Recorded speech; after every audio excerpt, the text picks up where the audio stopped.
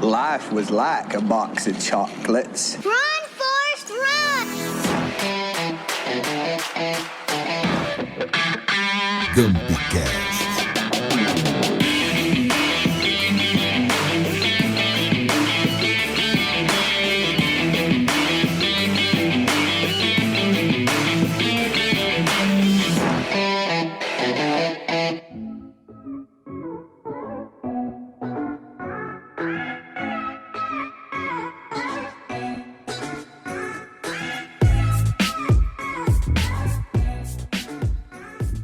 É isso aí, tá começando mais um GambiCast. Olá, caros ouvintes, estimados Gampinautas, como estão? Podem responder mentalmente o que quiserem, jamais julgarei. É o 6º episódio da 2ª temporada deste podcast, produzido pela Gampi Casa Criativa. 16 episódios já. Acreditam? Que lindo, cara, que lindo. Estamos chegando à nossa meta, que não existe meta. Eu sou Matheus Martins, redator da agência, e o Cast conta com o diretor de criação, Minor da Cauia. E aí, Minor? Fala, galera. Prazer estar aí de novo. Vamos conversar bastante, tem assunto legal aí. E vamos que vamos. Pá, vamos que vamos. Já ouvi esse jargão em algum lugar. Vamos que vamos. E também no cast está o CEO da Gampi Casa Criativa, o Maicon Dias. E aí, Maicon? Fala, galerinha! Muito legal estar aqui com vocês de novo. Vamos fazer um bate-papo bem legal. Vamos que vamos. Um abraço para a nossa beta. O assistente de criação e diretor de arte, Roger o Show, aqui está retornando para o GampiCast. Depois aí de umas férias, de quase um ano sabático, Roger, é isso aí? Olá! Olá, jovens! Estou de volta depois de me colocarem na geladeira, tal qual um jogador reserva do time. Estou de volta, o titular se lesionou e me colocaram no time de volta, é isso aí. Estamos Faltou aqui. a Mitch e colocamos o Roger. Exatamente, né? Que troca ruim, né? Tava bem melhor antes, né? Vamos combinar. Vamos começar de novo o podcast com a Mitch Brogni. Hello, people! E também no cast hoje está o nosso mídia, o Renan Vargas. Oi, Renan! E aí, galera, estamos aí também com na mesma situação do Rogerinho, tá um pouquinho na geladeira, mas agora estamos voltando com tudo aí. E, Rogerinho, é a nossa chance de brilhar. É isso aí, vamos mostrar serviço. Vamos embora. Depois de 5 episódios a gente resgatou, né? Mas tudo bem. E no cast, para finalizar essa mesa, está o CEO da DMF, o Daniel Hostdreyer. Que prazer estar aqui.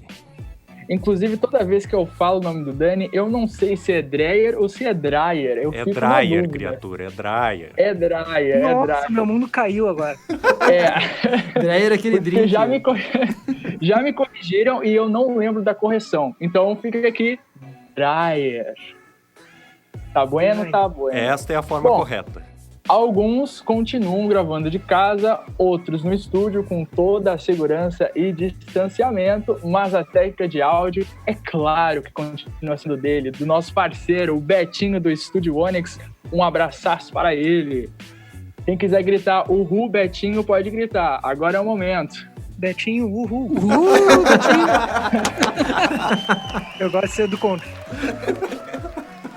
É isso aí, então ficou o RU pro nosso Betinho. Bom, e eu lembro você de seguir o nosso Twitter, no @Gamp, entre no nosso site também pelo gamp.com.br para conferir cases e os nossos fregueses. E você pode ouvir este podcast pelo Spotify, iTunes e agregadores. Bom, pouco tempo atrás, quando se falava em inteligência artificial, parecia algo muito futurístico, distante de nós, ousado, quase fantasioso. E hoje a gente tem a IA, ou AI, aí você usa como você quiser, na palma da mão, como a Siri, o Google Assistant, ou apoiada na mesa, como a Alexa. Sem falar que essa tecnologia no futuro vai substituir os empregos. Olha só, segundo a PricewaterhouseCoopers, até 2030, os robôs substituirão 38% das vagas de trabalho nos Estados Unidos, 30% no Reino Unido e 21% no Japão. Minha senhora, hold your hat, porque no episódio de hoje, escutem só, no episódio de hoje, Scarlett Johansson seja a voz de toda e qualquer inteligência artificial. E aí, meu caro companheiro, me refiro a Samantha do filme Her. E se você ainda não viu, recomendo ir até o Amazon Prime depois de ouvir o podcast e assistir a essa incrível película. Não vai se arrepender, ou vai? Depende do seu gosto, eu não te conheço direito, enfim. Bom, pra gente contextualizar, galera, primeiro eu acho bacana a gente explicar brevemente o que é inteligência artificial. Nem sempre é o exterminador do futuro. A gente lida com ela todos os dias. Então, fala sobre os graus e os tipos que existem, Dani e Maicon. Vai, Maicon. Então, inteligência artificial é uma coisa muito ampla. Ela está representada hoje em muitos devices na nossa vida, mas ela também está dentro de muitos lugares da internet onde a gente navega. O que a gente vai falar do celular que está na nossa mão? E mais recentemente eu acho que ela está começando a invadir as nossas casas com vários pequenos dispositivos que estão nos ajudando de uma forma muito ampla. É super complexo falar em inteligência artificial quando a gente for falar do conceito dela, da programação, do algoritmo que está lá por trás. Porque nada mais, nada menos ela é do que uma máquina que está aprendendo através dos nossos comportamentos, através de uma base de dados que ela foi alimentada e ela nos está dando informações. Hoje parece um pouco de utopia, mas hoje quem usa suas assistentes virtuais já consegue ter um nível de entrega de informação muito relevante. Se tu quiser acordar de manhã, falar com o teu telefone e perguntar, e aí, me dá a previsão do tempo de hoje, e aí me diz a agenda do dia, isso ainda é muito raso. Isso é uma inteligência artificial muito rasa, mas é a inteligência que está no nosso dia a dia. Nada mais, nada menos ela está do que buscando uma informação e nos reportando. Mas a inteligência artificial dentro dos negócios não deixa de ser isso também. Ela não deixa de estar analisando tudo o que acontece no negócio, e não só com seus clientes, muitas vezes dentro de uma linha de produção, e reportando informações que talvez seriam incabíveis de um ser humano levantar, poder tirar os insights e reportar essas informações. Hoje a gente está usando capacidade de máquina, capacidade de tecnologia para dar informações para a gente que a gente seria incapaz de ter. Quando a gente pensa em inteligência artificial, né, a primeira coisa que os exemplos é a gente pensa num poder destrutivo, né, muito baseado na ideia de Hollywood, né, os robôs vão tomar conta, e a gente acabou associando isso à inteligência artificial a quase essa ideia sexy, assim, de que eu tenho que ver ela, que eu tenho que tocar, mas na verdade ela funciona muito abaixo da superfície. De forma robusta, né? Ela trabalha com muita ideia de dados, então, para 99% das ações, ela é extremamente oculta. Ela está acontecendo sem o conhecimento das pessoas e sem a gente vislumbrar. Ela tem uma capacidade grandiosa de pegar dados, analisar esses dados, aprender com eles e criar soluções a partir de ideias constituídas por engenheiros digitais, né? Os engenheiros de programação. Então, esse conceito que a gente tem da inteligência artificial ser algo que a gente consegue tocar, ou o próprio assistente virtual, na verdade, ela é muito mais profunda que isso. Ela é uma inteligência, tem um termo que a ex-CEO da IBM criou, que eu acho que vai muito mais alinhado ao propósito, à existência da inteligência artificial, que ela diz que, na verdade, a gente devia chamar ela de inteligência aumentada.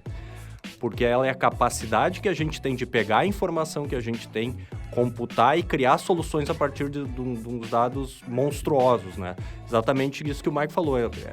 Funções que o ser humano não teria capacidade de fazer, funções repetitivas e essa capacidade de aprender e tirar insights dentro dessa busca constante por melhoras, né? Então, é uma capacidade de aumentar a inteligência corporativa das empresas, é a capacidade de entregar mais soluções de entretenimento com base em plataformas. A inteligência artificial, ela está em praticamente todos os lugares. A gente só não percebeu ainda, porque ela acontece abaixo da superfície. Mas ninguém precisa se preocupar que ela não vai sair da superfície para nos atacar, né? Então, ainda não, pelo menos, mas ela está aqui muito mais para nos ajudar. Importante contextualizar que a inteligência artificial hoje está tendo o papel no nosso dia a dia de início de protagonismo e com certeza um protagonismo muito maior no futuro, graças à internet. porque a internet gerou conexão entre pessoas. E essa conexão entre pessoas, essas relações que a gente faz digitalmente e o dia a dia tão natural que a gente tem em contato com a internet a todo momento, na verdade ela está alimentando um grande Big Data do que a gente faz, de como a gente se comporta. E a partir disso, entendendo as coisas que a gente faz, a gente fala a internet das coisas. Primeiro a internet das informações, o que a gente alimenta. A partir disso, ele começa a gerir a internet das coisas. Essas coisas que a gente está rodeado, esses números sensores, seja o microfone do nosso celular, ou o microfone do nosso computador, até para ir para a internet das ações, que daí é quando a inteligência artificial começa realmente a agir e nos dar essas informações. Então, toda essa evolução está muito ligada ao momento que a gente vive. Porque se a gente for olhar... Vamos lembrar do filme De Volta para o Futuro. Se a gente pegar lá em 2018, né? Foi 2018, se eu não me engano, que é Acho que é 2015. Que a data que... A data que ele chega A data que ele chega. E a gente parar para pensar... Eu fui um cara que olhei o filme lá na época do lançamento e... Eu não, eu era muito novo. Bem novo. E tu olhar lá... Naquela época, tu achava aquilo absurdamente incrível e fascinante. Hoje em dia, aquilo tá no nosso celular, tá no nosso dia a dia e a gente nem percebe. Então, essa penetração que a inteligência artificial cada vez mais está tendo nos nossos dias, ela tá nesse submundo que o Daniel falou, dessa forma oculta que a gente não percebe. Ela tá nos entregando informação, ela tá nos entregando entretenimento, ela tá nos entregando soluções sem que a gente perceba. Mas também tem uma grande barreira das empresas entenderem. Tá aí uma grande oportunidade delas passarem a olhar o cliente de uma forma diferente, captar informações inteligentes para mexer no seu produto, para mexer no seu processo e tornar os negócios mais rentáveis, mais lucrativos, a partir até desse dado que o Matheus trouxe. Sim, se imagina que muitos empregos vão deixar de existir no futuro, não só por causa da inteligência artificial, por causa da robotização, né, das coisas, mas ao mesmo tempo, se a gente pegar nos últimos 10 anos, a gente vai ver quantas novas profissões surgiram graças à tecnologia, para que como formas de explorar melhor, desenvolver mais. Então, acho que, na verdade, o mundo está passando por uma grande mutação, onde a internet das coisas está mudando a forma como a gente lidar com o nosso mundo, lidando com inteligências artificiais que estão nos ajudando, e o futuro ele cada vez vai ser mais exponencial e mais mutável. Vocês já trouxeram aí a questão das empresas e dos negócios, né? Eu quero saber se as empresas ainda enfrentam barreiras para embarcar numa inteligência artificial. Elas enxergam algum estranhamento em adotar essas tecnologias nos seus negócios? Como vocês enxergam essa relação, Dani? Aí a gente acaba entrando numa questão de cultura, né? O grande problema da cultura de inovação nas organizações. Tem um professor de Stanford, eu vou copiar aqui para não errar o nome dele, o Andrew Ng, que ele fala que a inteligência artificial é a nova eletricidade. Querendo ou não, ela vai estar presente e a nossa obrigação não é ser especialistas nela, mas pelo menos letrados. A gente entender a funcionalidade, como ela funciona, para poder criar essa cultura de inovação nas organizações. Então, qual é o grande problema que as empresas enfrentam? Elas têm uma hierarquia muito de topo, onde o topo não vê a importância, não entende, e aí quando se cria a ideia de inovação, pegam, de repente, a pessoa mais descolada do escritório, colocam num escritório no canto cheio de puff colorido e diz que é o profissional de inovação. E então isso é um desafio grande de se adaptar e entender a importância disso e o quanto ela pode ajudar as organizações a crescer, né? Então, hoje tem uma barreira muito grande em várias organizações, especialmente as mais tradicionais, para entender o quanto a inteligência artificial pode ajudar nos negócios e não ter esse medo de ela está aqui para roubar empregos ou isso não é relevante. Tem um caso muito bacana que aconteceu com uma empresa que já nasceu digital, que é o iFood, mas o iFood ele capta todas as informações de entrega e consegue determinar o horário que a comida vai estar pronta no ponto pro delivery pegar a comida quente e entregar. Qual foi o problema que eles enfrentaram na pandemia? Eles começaram a reparar que o delivery estava chegando para buscar esse produto e a comida estava fria. E aí eles começaram a analisar os dados para entender por que isso estava acontecendo, e eles descobriram que por causa da pandemia os salões dos restaurantes estavam vazios, então a comida estava ficando pronta mais rápida para entrega. E isso só foi possível porque eles tinham esses dados e eles sabiam como olhar. Agora a gente começa a imaginar um exemplo tão interessante como esse, quantas empresas perdem oportunidades de problemas que estão acontecendo porque eles não têm a inteligência artificial para ir atrás desses dados e buscar. Então, o primeiro passo das organizações é entender a importância disso e começar através de ou comitês de inovação, ou até mesmo o que muitas empresas fazem de forma até agressiva, a compra de empresas de inovação e trazer essas empresas para dentro de organizações. Então, a gente tem o caso da GM. A GM é uma empresa gigante que não tem uma cultura de inovação tão grande. Quando eles começaram a perceber a questão do carro autônomo, eles foram lá e compraram uma empresa que poderia prestar esse serviço. Então, é um desafio gigante, mas é um desafio que tem que ser enfrentado, porque eu acredito que o professor está certo. A inteligência artificial hoje, ela é a nova energia elétrica. Ela vai estar em todos os lugares e ou a gente embarca nela ou fica para trás. E uma outra barreira, pegando essa tua pergunta, Matheus, as empresas ainda acreditarem que falar em inteligência artificial é falar de TI. Quem vai cuidar disso na minha empresa é o TI. Quem vai implementar isso é eles vão botar na prática, eles vão trazer as informações para nós. Isso é muito mais amplo. Hoje em dia, falar em implantar um sistema de interpretação de dados, enfim, não é como era há 10, 15 anos atrás a gente querer falar de implantar um CRM, que demorava 2, 3 anos e as empresas gastavam um caminhão de dinheiro e não viam um retorno naquela implementação. Hoje existem soluções muito simples, muito rápidas de serem implementadas, mas que, acima de tudo, precisam de um envolvimento de mais setores do negócio, setores da empresa, porque todos vão conseguir tirar informações muito ricas para a sua operação. Tem um outro comparativo de uma frase que eu escutei num podcast, não me lembro quem citou, que fala que hoje a inteligência artificial é o que foi, no final dos anos 90, início dos anos 2000, o e-commerce. Quem lá entendeu o protagonismo que isso iria ganhar, estruturou bons projetos e entrou no mercado valendo, está conseguindo surfar muito bem essa onda e teve um crescimento gigante. Mas vamos falar da Amazon, né? Vamos falar, foi lá quando ela começou e ela entendeu que isso seria um protagonismo no futuro.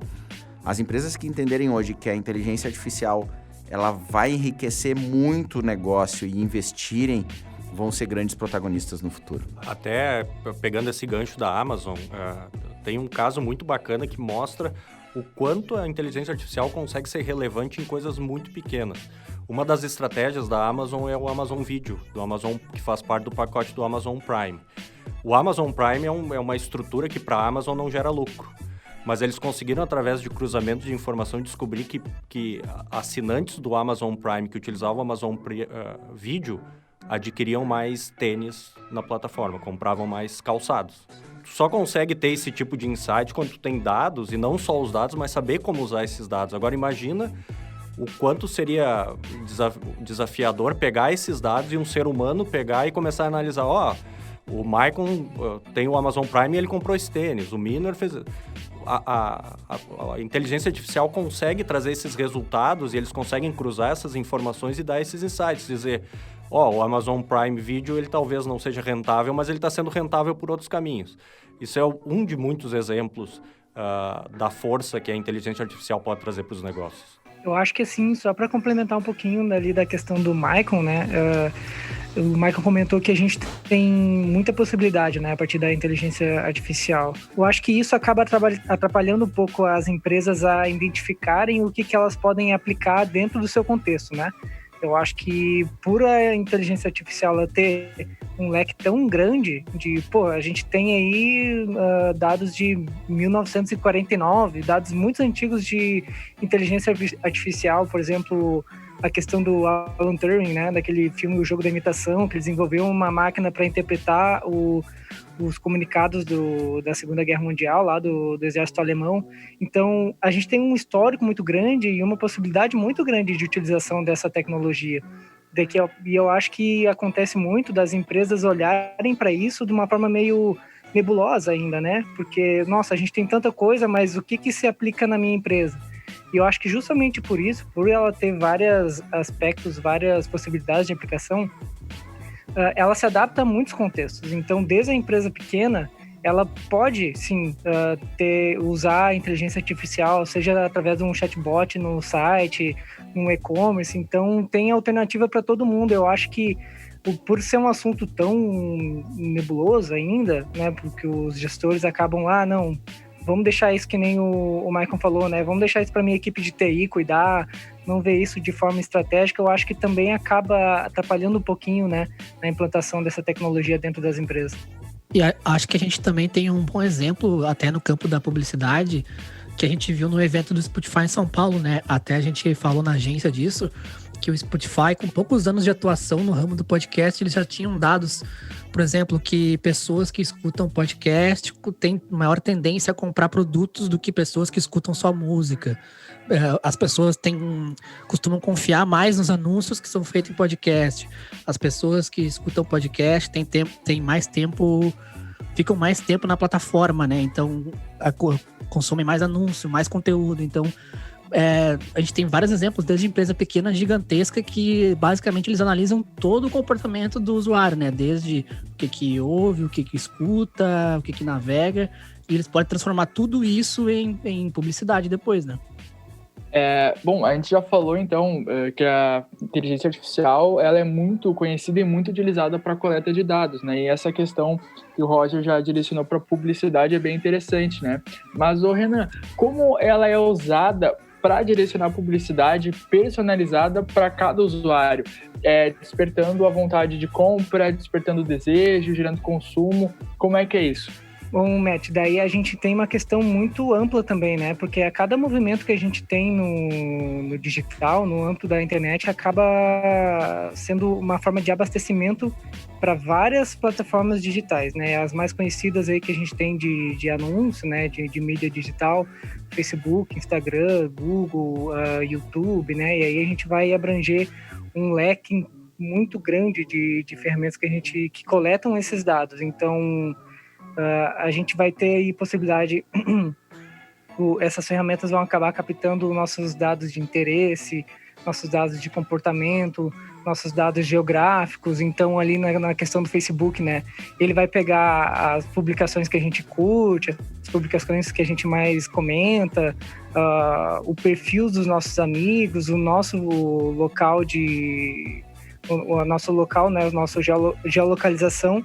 Ele vai usar tudo isso para montar uma base gigantesca de dados para que a gente possa fazer o direcionamento, né? Eles acabam vendendo esses dados para a gente fazer o direcionamento na publicidade digital. Quem nunca, Renanzinho, falou alguma coisa, né, no celular e logo depois apareceu aquele anúncio do produto que tu tinha falado, ou aquela velha história de tu acessar um site e depois ele começar a te perseguir por causa disso. Claro que isso é leitura de dados, e isso são os dados do nosso comportamento sendo lidos e entregues de uma forma inteligente para ajudar na conversão dos negócios, né? Inclusive, né, Maicon, sobre isso tem uma grande polêmica sobre a questão da lei de proteção de dados digitais, né? Tem o Facebook é protagonista lá com o governo americano seguidamente, né, com essa questão de que dados eles estarem coletando, e isso acaba dando muita polêmica pela questão também de uso do governo. Então é um buraco bem, bem fundo, assim, mas o que acontece de fato é que, para nós aqui no âmbito dos negócios, essa coleta de dados, toda essa riqueza de informação que a gente tem sobre os usuários, e aí que está uma coisa importante, né, que o Facebook acaba sempre se defendendo dentro dessa linha. Eles acabam coletando dados de um usuário de um grupo, né, não individualmente. Por exemplo, se a gente quiser fazer o direcionamento de um anúncio para pessoas que curtem hambúrguer na região de Porto Alegre, ele não vai pegar a pessoa em si, ou o Maicon, né, ou o Daniel. Ele vai pegar um grupo de pessoas que se encaixam dentro daquele perfil e vai automaticamente fazer a configuração para a exibição dos nossos anúncios dentro disso. E isso é muito importante porque, bom, a gente sabe que o mercado é extremamente competitivo, né? Tanto que a questão digital veio aí para ajudar nisso, e a gente tem que explorar tudo que a gente pode para conseguir tirar o melhor de personalização dentro desse âmbito digital para a comunicação. Então, essa questão de segmentação, de oferecer o produto certo para a pessoa certa, no momento certo, tudo isso o digital acaba nos proporcionando, justamente por essa riqueza de coleta de dados, de interesse e tal.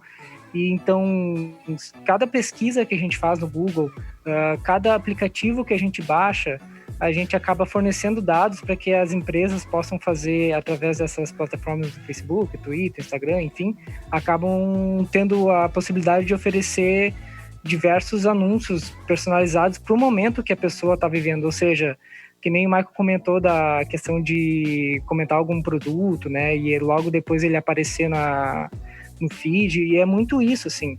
Tem aquela questão também da gente estar procurando um produto num e-commerce, né? Tá namorando, digamos assim, e aí aquele produto começa a seguir a gente, tanto no Instagram, Facebook, enfim, esse comportamento, né? Os cookies dos sites acabam rastreando esse comportamento do usuário, e aí a gente começa a seguir até a gente realizar a conversão. E tudo isso tem esse objetivo, né? Conversão. Todos esses dados, todo esse detalhamento de comportamento do usuário é para a gente conseguir otimizar ao máximo a conversão e ao máximo aumentar o ROI, né, o retorno sobre o investimento das empresas no digital. Tem um exemplo bem legal disso que o Renan falou, que foi um caso que virou polêmica nos Estados Unidos, né? A empresa Target, acho que até a gente comentou isso em algum cast anterior, a empresa Target nos Estados Unidos, ela fazia isso, né? Rastreava o histórico de pesquisa dos usuários, o que eles compravam, o histórico de compras, para mandar os anúncios personalizados, né? Só que tinha uma adolescente que estava grávida e o pai não sabia, e ela estava pesquisando vários produtos que pessoas grávidas compram, por exemplo, sabonete sem cheiro, creme, loção para pele sem cheiro, coisas que, né, não prejudicariam o bebê ou a gravidez. E a Target já tinha esses dados, né? Que as pessoas que compram o sabonete X sem cheiro normalmente são pessoas em gestão, que são gestantes, né? E o site não parava de mandar anúncios para ela, de fralda, de coisas para grávidas. E o pai dela pegava via esses anúncios e ficou furioso. E foi lá na loja reclamar: poxa, como é que vocês estão mandando um monte de anúncio de mulher grávida para minha filha adolescente? Na verdade, ela já estava grávida, só que não tinha contado pro pai. Que situação. Imagina o quanto de pesquisa aí, né? Que pode comprometer o pessoal. Opa! Exatamente. Opa, amiguinho. Então, gente... Dani, apaga teu histórico, Dani. Tá Fica a dica aí, demais. Dani. Não adianta. Não adianta apagar o histórico. Não adianta. Mas eu posso explicar. Explica pra Cris! Esse, na opinião de vocês, é ou talvez é o momento mais preciso da publicidade, preciso no sentido assim de precisão, visto que é possível analisar mais de perto os perfis de cliente, é o que busca, o que quer, como vender para essa galera. O que vocês acham? Inclusive, eu direciono essa pergunta ao Minor, porque Minor é um cara que já tem aí um tempo de carreira, já trabalhou com pessoas como Ogilvy e Léo Burnett, uma galera. Como é pra ti isso, Minor? Antes eu quero deixar claro que eles aprenderam tudo comigo, né? Quando eu era jovem. Não, isso eu sei que parece que tá preciso, mas eu não sei, eu tenho a impressão que ainda não chegamos no momento de maior precisão possível, porque queira ou não, esses anúncios, isso tudo vem por ações que a gente já realizou, né? Eu acho que nós vamos chegar num ponto que os anúncios vão se antecipar. Essa inteligência artificial vai entender tão bem o nosso momento e vai conseguir antecipar as nossas vontades de compra. Tipo, eu pesquisei lá uma tela para a minha lareira da minha casa.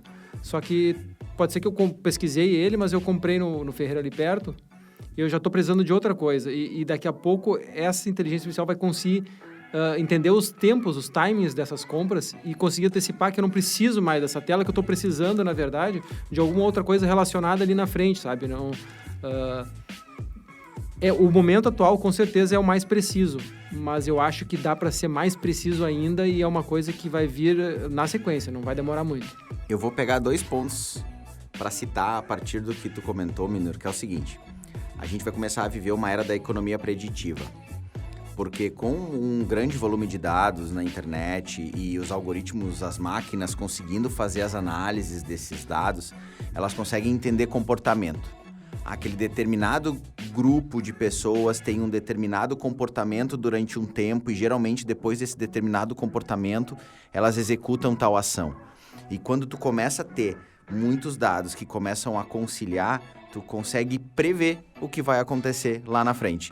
E na verdade, até muito disso já está acontecendo. Acho que a gente até ouviu o exemplo agora que a gente está vivendo o período de pandemia do coronavírus, e que antes mesmo de ser anunciado pela Organização Mundial da Saúde que nós estávamos com um vírus rodando no mundo, já existia inteligência artificial indicando que estávamos em um processo de pandemia. Então, basicamente por quê? Porque ela estava analisando o comportamento de pessoas que estavam ficando doentes e indo nos médicos, exatamente porque eles estavam indo no médico, eles estavam tendo esse comportamento de doença e a inteligência artificial estava conseguindo analisar, opa, estamos com um comportamento fora da curva, isso indica que a gente está com um processo de pandemia. Então, essa questão da predição, de poder visualizar o futuro, já está acontecendo num modelo muito pontual ainda, não é acessível para tantas pessoas. E eu acho que o próximo passo, que é a segunda coisa que eu iria dizer, é que a inteligência artificial em algum determinado momento vai começar a fazer para a gente uma entrega personalizada. Uma entrega de uma forma do jeito do Maicon receber. Esses dias eu até estava batendo um papo com o Antônio Gornati, que é o CEO da Iris, que é uma plataforma de inteligência artificial, e a gente fez uma analogia muito interessante de eu, Maicon, converso diferente com o meu filho, que tem 4 anos, como eu converso com a minha esposa, como eu converso com o meu pai, como eu converso com vocês no meu ambiente de trabalho. E com cada um eu me comporto de uma forma diferente, eu me expresso de uma forma diferente. Isso é relacionamento puro. Vai chegar um momento que a inteligência artificial vai começar a nos entregar conteúdo nesse modelo. Ela vai entender talvez o momento que eu vivo ou o meu estilo de conversa e ela vai entregar muito personalizado o conteúdo para mim. Inclusive, a mesma empresa vai falar comigo diferente como ela fala contigo, porque ela entende como eu melhor recebo, como eu me comporto, e ela vai saber a forma que ela me entrega a informação para que lá no final, obviamente, eu gere uma conversão. E isso é um passo que já está evoluindo, já está em desenvolvimento, e eu acho que aí é o ponto onde muita gente fica com aquele bloqueio.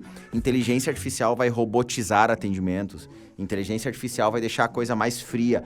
Pelo contrário, exatamente pelo contrário, eu acho que a inteligência artificial vai começar a proporcionar para as empresas uma capacidade de fazer uma entrega cada vez mais personalizada, cada vez mais humana, mas lembrando, a inteligência artificial não vai fazer isso sozinha. Ela é a união dessa tecnologia com as pessoas para poder fazer essa entrega.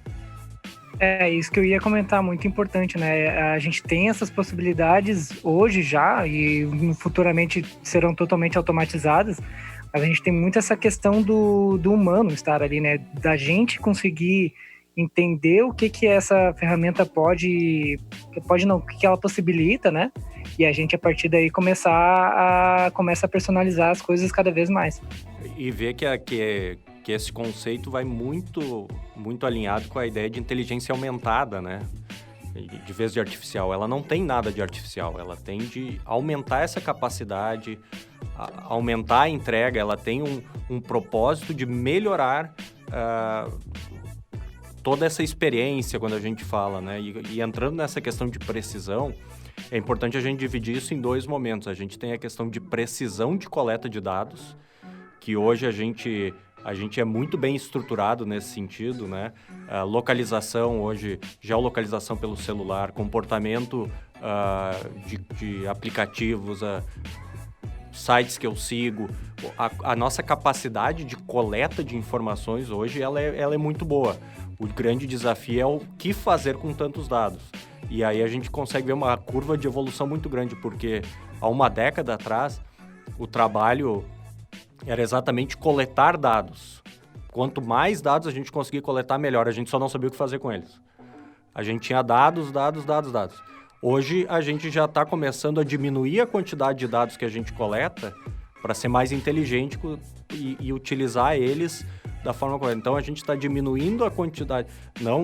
A gente continua coletando muita coisa, mas a gente está sendo mais assertivo nos dados que a gente coleta, porque a gente já está entendendo melhor esse funcionamento da inteligência artificial ou da inteligência aumentada, né? Que é um termo que eu acho que é mais conectado com o que é a realidade hoje dessa tecnologia. Bom, a gente já falou sobre como a IA, né, esse golpe de karatê tecnológico, está se espalhando por diversos segmentos, indo de encontro a múltiplos profissionais. Agora vamos entrar num aspecto mais cultural, assim, mais de arte. Nesse sentido, como é a relação da inteligência artificial no design gráfico? Onde ela entra? É uma relação colaborativa? É uma ameaça? Ou não? Como é que é isso? Olha, hoje a ameaça ela não é pela entrega que ela faz, mas como tudo que vai evoluindo, ela já deu sinal que ela pode chegar e ela pode ser não é uma ameaça, mas ela pode ser uma nova ferramenta, uma parte colaborativa. A gente estava pesquisando até um material para trazer aqui para conversar, e aí eu achei interessante que tem uma agência de design russa. Deixa eu até pegar o nome aqui certinho, que vocês vão falar. Tudo que é russo tema. é dúbio, né? Tudo aqui, que é russo. Até vacina russa a gente já tem. É a empresa Art Lebedev Studio. O nome é legal, né? Lebedev. Lebedev! Né? Eles fizeram durante um ano, né? Um designer que trabalha nessa empresa, durante um ano fez os trabalhos e apresentou, fez a entrega para os clientes, né? Eles gostaram muito. E depois de um ano eles revelaram que esse designer, que se chamava Yoronov, não era uma pessoa real. Era Nikolai Yoronov. Era inteligência artificial que desenvolvia designs para os clientes. E designs únicos, não eram cópias, eram criações mesmo, a partir de algoritmos. E aí eu fui atrás do portfólio desse designer aí. Vou dizer, eu acho que eu não contrataria, tá? Mas são designs realmente... Você foi tapeado. O pessoal da criação ficou tranquilo agora. Roger, tá tranquilo, Roger, não se preocupe. Nossa, respirei aliviado agora. Mas tem coisas interessantes ali nesse portfólio dele. Eu não vou dizer que ele não tem uma linha estética, assim. Ele tem, mas é meio básico. Mas como eu estava falando até com o Dani aqui fora do ar, a gente me lembrou como assim, o videogame como era antigamente, como é agora. Eu acho que tem muita coisa para evoluir, né? Essa ferramenta, o Yoronov aí, que... eles estão pensando até em disponibilizar, transformar em software isso. Não sei até que ponto vai render sem uma considerável evolução aí, mas foi bem interessante, assim, e de chegar uma coisa que é muito subjetiva, né? A criação gráfica, estética, tu conseguir botar numa inteligência artificial para desenvolver. E aí... também seguindo nessa pesquisa, eu acabei achando uma outra coisa que achei muito legal, que é música, que é uma forma de criação também, que se criou uma ferramenta para criar música a partir também de conhecer o artista previamente. Um youtuber aqui, pegou e criou músicas, né? Botou a máquina para pensar, Funk Turkey. O youtuber, ele está criando músicas a partir da inteligência artificial. Ele pegou todo o repertório do Iron Maiden e fez a inteligência artificial criar uma música para ele. Como se fosse o Iron Maiden fazendo uma música. Ele pegou Led Zeppelin, botou todo o repertório lá e fez ele criar uma música. A única coisa que ele teve que fazer em cima foi cantar. A música, o instrumental, tudo saiu. E Metallica, AC/DC... E eu parei pra ouvir e, cara, ficou muito bom, né? Não, sabe, tipo, tu reconhece o estilo da banda perfeitamente. Parece que é uma coisa da banda. Claro, não é uma música, claro, o cara conhece bem o LED e tudo, o AC/DC. sabe como é que são, conhece as músicas todas. E aí uma música que parece deles, mas não é deles, mas também é deles, né? Imagina que loucura, daqui a pouco, vamos recriar novas músicas pros Beatles. Vamos criar música de quem já morreu? Né? Michael Jackson, imagina? O Queen, Bob Marley. A partir do repertório deles, vamos botar a máquina para criar novas músicas, porque o que a máquina aprende, porque na verdade a máquina aprende o padrão daquele processo e ela projeta, de novo, predição, né? Como poderia promover isso na frente? Até uma coisa que eu acho legal, se vocês forem pesquisar, ou o Betinho também podia botar aqui, agora eu vou sacanear o Betinho, dele depois botar junto aqui, botar um trechinho aqui da música, pode ser do LED, acho que é o mais... O Betinho tá fazendo não com a cabeça. Ali. Agora é tarde, agora eu já falei, ele vai ter que cortar a fala também. Agora tá registrado. Vou jogar fora no teclado. Já deu. Técnica, pode botar, Betinho. Tá, botou, terminou, feito. O que eu acho mais engraçado, só complementando... Mais engraçado não, mais curioso. É porque a gente tá falando ainda de questões artísticas, né, Minor? A questão de criação, de que tá numa ideia muito mais de inspiração, né, cara? Assim, de... Não é uma arte, ciência exata, né? Não, é uma questão de inspiração puramente humana, né? E aí tu ter, claro, a máquina, ela vai reproduzir, na verdade, o que a gente inspira, né? O que a gente expor através de uma inspiração muito pessoal do artista. Mas mesmo assim, né, é curioso notar que ela se evoluiu tanto ao ponto da gente ter essa questão uma essência muito humana sendo reproduzida por ela também, né? Tanto que se fala lá no filme O Eu, Robô, que tem aquela questão do filme do Will Smith, né? Tem a questão do robô ter sentimentos ou não, né? Dele começar a sentir emoções humanas. E é muito louco tudo isso. Se a gente parar para pensar, quando a gente fala em inspiração, ela vem muito das experiências que a gente tem da vida, das referências. Se a gente parar para analisar o trabalho de uma banda, a evolução que ela tem e quanto ela está associada ao tempo dela, tudo acaba interligando, são dados de uma certa forma que acabam trazendo aquela inspiração para... A inspiração, ela não vem do nada, né? Ela requer uma experiência, referências, etc. A máquina acaba fazendo exatamente esse papel. Ela pega toda essa obra, ela entende as referências e ela acaba criando algo necessariamente novo. Inédito. Mas não exatamente do nada. Ela não do nada, nada. Né? O input é humano. Mas se a gente parar para pensar da própria natureza humana, ela também é assim, né? A gente acaba tendo através de inspirações, através do que está em volta da nossa própria obra, né? Se a gente parar para pensar da nossa realidade, muitas vezes a gente vê o trabalho de criação de algum profissional e diz, eu reconheço que é o trabalho dele. A gente tem talvez aquele DNAzinho, aquela coisa que nos leva a criar algo. Então, é um processo que a máquina... processo natural que acaba criando um processo artificial que a máquina faz para fazer essa entrega. Então, é interessante porque mostra um outro lado da inteligência artificial, de poder capturar todas essas informações e não necessariamente dar insights ou dizer qual é o caminho, mas ser responsável pela criação de algo. Ela toma um realmente papel fantástico. de protagonismo, né?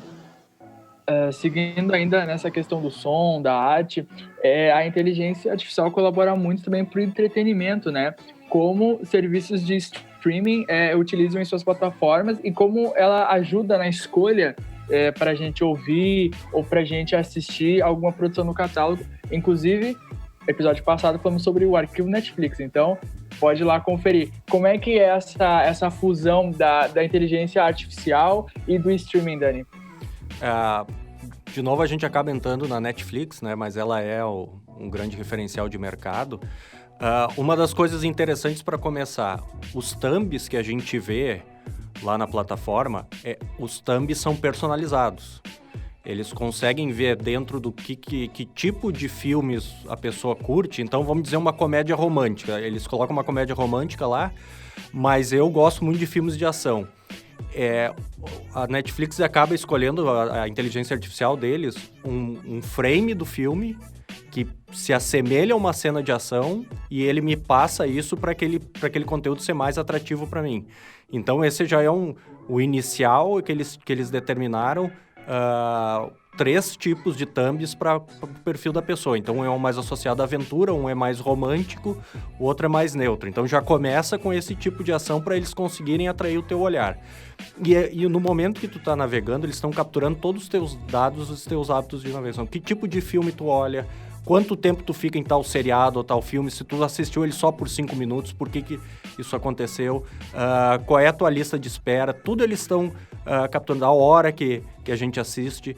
E a partir disso eles começam a cruzar essa informação com dados de pessoas que têm os mesmos hábitos que a gente, né? E conseguem determinar que se o Miner gostou, por exemplo, daquele conteúdo e ele tem um comportamento parecido com o meu, o Netflix vai dizer, Daniel, talvez tu vai gostar disso. E aí é um exemplo, assim, super básico de inteligência artificial, mas que faz todo o sentido. Porque, como a gente estava falando no último episódio sobre a Netflix, o papel deles, eles não estão no negócio de entretenimento, eles estão no negócio de nos prender por minutos, né? Quantos minutos a gente consegue ficar na plataforma deles, para eles estarem coletando esses dados. É um vício permanente, eles estão coletando nossos dados para poder nos prender mais tempo.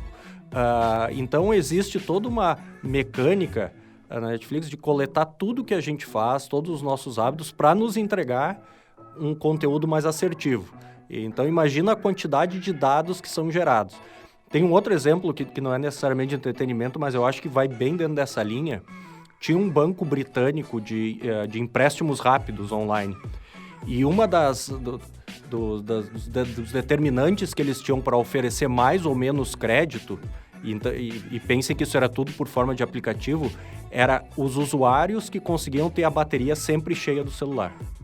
Qual é a lógica por trás disso? Pessoas que têm a bateria sempre cheia no celular são pessoas mais organizadas, que em teoria vão ter mais facilidade para pagar os empréstimos. Então, são essa... A gente pensa assim, é o dado... Nada a ver, ninguém parou para pensar, mas tem aquele lado humano de pegar esse dado, jogar lá para dentro da ferramenta e fazer esse cruzamento. A Netflix faz exatamente isso, ela pega os dados que a gente pode pensar que não tem nenhuma validade, como, por exemplo, quantas vezes eu logo, ou qual tipo de plataforma eu logo, coisas que a gente vai dizer assim, o que isso vai fazer de diferença para entregar o conteúdo certo para essa pessoa, mas eles utilizam. Essa necessidade é tão grande que, por exemplo, que em 2007, agora entrando pelo Spotify, eles adquiriram a empresa Nyland, né? Que é uma empresa especializada em criar essas ações de cruzamento de informação para entregar resultados. Então, que nem a questão do... a gente vai no Spotify e tem especiais para você, ou que ele junta... seu Daily Mix. Tudo isso são os robozinhos lá da inteligência artificial que estão buscando os teus hábitos, mas não somente os meus, mas também de pessoas com hábitos parecidos com os meus, para entregar inovação, para entregar novidades, né, de conteúdo. Então, a indústria do entretenimento está usando não só os meus dados de forma mega dados, né, que vai de encontro com aquilo que o Renan falou.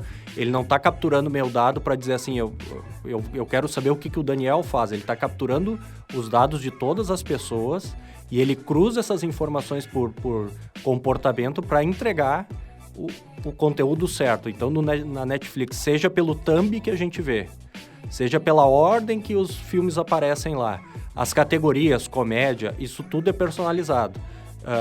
Então, a indústria do entretenimento, ela é um benchmark muito forte da inteligência artificial, pelo resultado que ela entrega, e a gente, de novo, passa por isso todo dia, está passando exatamente abaixo da superfície, a gente não vê esses dados agindo, mas a gente se beneficia deles diretamente. Um exemplo disso que tu falou, por um tempo eu estava botando para os meus filhos olharem Netflix os desenhos infantis com o meu perfil. E sumiu as coisas que eu gostava de olhar, os tipos de filme que eu olhava. Até eu pensei, não, vou criar um perfil para eles, infantil, e daí eu comecei a usar de novo o meu perfil para olhar os meus filmes, e daí ele começou de novo a montar. Então hoje ele tá numa miscelânea, hoje ele ainda me traz coisas infantis e ele traz algumas coisas dos filmes que eu gosto. A Netflix deve estar pensando, esse cara é confuso, hein? O meu YouTube tá assim, né? Agora a minha filha descobriu usar o YouTube na TV, aí tá no meu perfil lá, o dia inteiro as My Little Pony e tudo, e aí... Essa mania de culpar as crianças é muito feio, viu? Eu fico imaginando o Michael entrando pra ver um Breaking Bad e assistindo Pepa no final. Mais ou menos isso, Patrulha Canina, esse tipo de coisa adora. Daí Bom, não e tem com- como a Netflix ajudar mesmo. Não. Esse. Vai, Roger, vai. Finaliza, Roger. Esse comportamento da empresa, da rede, né, de estudar o usuário, a gente chama de machine learning, né? Que é o que é isso? A gente é o professor da inteligência artificial. Ela não sabe nada ainda, mas tu vai ensinando para ela tudo o que tu gosta, o que tu consome, o que tu pesquisa, que daí ela vai te entregar esse resultado personalizado, né? Assim como o Dani falou da Netflix, é bem legal ver também na Netflix que a avaliação dos filmes é diferente para cada usuário. Por exemplo, assim, eu gosto de Star Wars, de filmes de super-herói, então talvez um Vingadores para mim vai ser 5 estrelas na Netflix. Agora, por exemplo, o Matheus, que não olha filme de super-herói, talvez o Vingadores seja de 3 estrelas. E é essa entrega personalizada que a inteligência artificial faz com tudo que a gente ensina para ela, né? E isso vai desde serviços, o Spotify também, né? O Spotify lá tem o Daily Mix que alguém citou aí. É isso, ele vê tudo que tu escuta, as bandas, os teus gêneros preferidos, monta uma playlist personalizada e te entrega, né? Só que isso acontece também em serviços, por exemplo, o Nubank. O Nubank, tu tá lá, né? Tu gasta todo o teu limite 3 meses. Daí o Nubank, opa, eu vi que tu usou o teu limite 3 meses. Então vou aumentar um pouquinho aqui, só uns 2 mil a mais, pra te usar um pouquinho mais, entendeu? Como que Pro não usuário, pro usuário isso é fantástico. Nossa, ele aumentou meu limite sem eu pedir, que maravilha. Mas pro banco isso é ótimo, porque tu vai estar pagando mais juros, mais taxas, mais...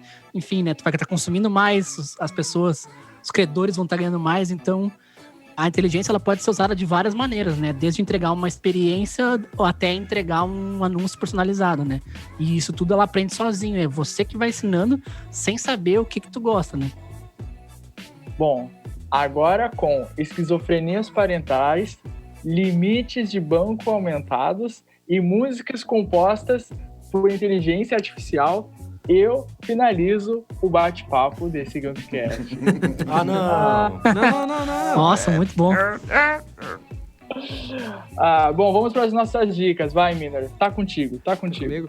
Já que a gente tá falando Miner tanto... vai indicar uma música do Led Zeppelin criada em inteligência artificial. Não, Tem um documentário tem um do documentário. Chicago Bulls que eu acho que é tu podia muito bom. indicar, hein? Eu acho que eu não indiquei ele ainda. Eu acho que ainda não, Já hein? indicou em uns 12 podcasts, eu acho.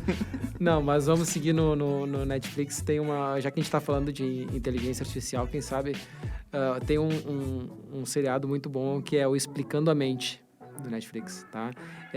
Explica todas as sensações, tudo que acontece dentro da cabeça da gente, como a gente trabalha com ansiedade, sonhos, memória, e tá bem, tipo, daqui a pouco, né, tá bem relacionado com essa questão da inteligência artificial. Vamos falar da inteligência natural também, né? Muito bem, Miro. Michael. Bom, a minha dica de hoje é um jabá. Brincadeiras à parte, tem um episódio lá no meu podcast, no Na Mente do Consumidor, onde eu já citei aqui, eu conversei com o Antônio Gornati, o CEO da Iris, e ele é um bate-papo super profundo com um cara que está totalmente mergulhado nesse mundo de inteligência artificial. Então ele traz um conteúdo ainda mais rico do que esse nosso bate-papo. A gente destrinchou inúmeros questionamentos, inúmeras dúvidas, então fica a dica, procura lá o podcast Na Mente do Consumidor, busca o episódio, vai dar uma extensão super bacana pro bate-papo que a gente teve hoje. Renan. Bom, Matheus, eu ia falar que tu roubou a minha indicação lá no início do podcast, que era o filme Her, né? Com a Scarlett Johansson. Eu tinha preparado ela para minha dica cultural, digamos assim. Mas eu vou voltar então a falar da história do Alan Turing, que eu não me lembro se eu falei Alex Turing no início. Então, o pessoal que tá ouvindo aí, desculpa se eu errei, eu não me lembro agora exatamente. Que é o Alex Turing, o filme que é o Jogo da Imitação. Ele é um filme já não tão novo, ele é de 2014, onde ele conta a história desse cientista, né? Que ele teve que desenvolver uma super máquina lá para fazer toda a decodificação dos comunicados do exército germânico para conseguir virar a guerra, né? Conseguir ganhar a Segunda Guerra Mundial. Então, muito legal assistir esse filme, porque também traz o quanto é longa, né, essa trajetória da inteligência artificial no mundo. Só uma correção, o nome dele é Alan. Alan, Alan né? Turing, Eu sempre isso. confundo o Alan com o Alex, mas isso Alex aí, ó, Turner é do Arctic Monkeys. mas isso é pra tudo. É pra tudo. É o Alan Turing. É o Alan Turing. Alan Turing é esse cara aí. É conhecido como o pai do computador, né? Pai do computador. É bem bacana por conta da representatividade LGBT, né? Pois Alan Turing era homossexual. Exatamente. E sofreu consequências. Então, é uma referência bem bacana.